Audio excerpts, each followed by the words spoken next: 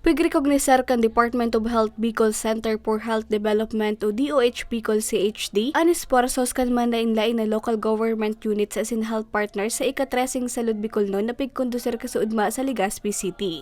Ngunya na taon, parehong Green Achiever Awardee sa provincial level ang Sorsogon asing Catanduanes, kung sa inay uli ninda ang tig 500,000 pesos na premyo. Mantang Green Achiever Awardee sa city level ang Tabaco City asin Sorsogon City na nag-uli ng tig 200,000 pesos.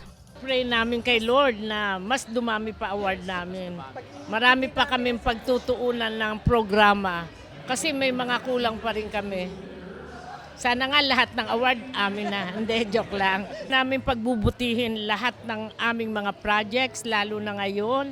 Ang DSWD ay napaka-supportive din sa amin ngayon na ang daming pinamigay sa amin ng mga food pack na alam naming malaking tulong yun sa mga tao.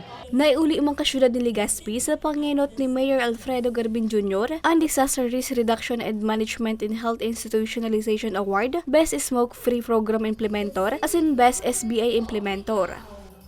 Dakulang orgulyo dahil consistently we receive this award yearly and patunay ininan sa tuyang mga health workers, our first responders, are always there protecting the lives and the health of our people, especially in times of disaster. Well, we congratulate the people who are behind this, especially the City Health Office for the Disaster Risk Reduction, Health Management, and all other workers who made this possible. Aram din do, grabe ang sakripisyo kasi tuyang mga frontliners. And this award is always attributed to our preparedness whenever there's disaster.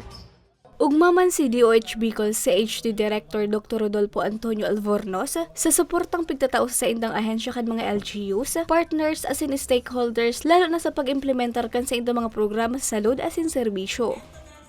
Ako po masaya. Actually, ito ay first term ko dito.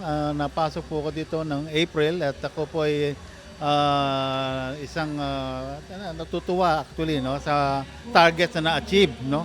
At bago magtapos tong taon. So isang challenge to dahil dinaanan natin mga ilang bagyo. In spite of that, nakatulong pa rin, na-achieve pa rin natin yung mga ating tina-target na health sector goals po. Padago sa serbisyong Salud Bikolnon sa bagong Pilipinas ang naging tema kan aktibidad. Laom kan DOH Bicol na sa pagikan rekognasyon, dakul pang stakeholders ang mag-implementar kan sa indang mga pigbubuso na programa na dakula ng GAD ang idadarang mga ambag sa mga Bicolano. Para sa mga Baratang Tatak Bicol, Regine Bue.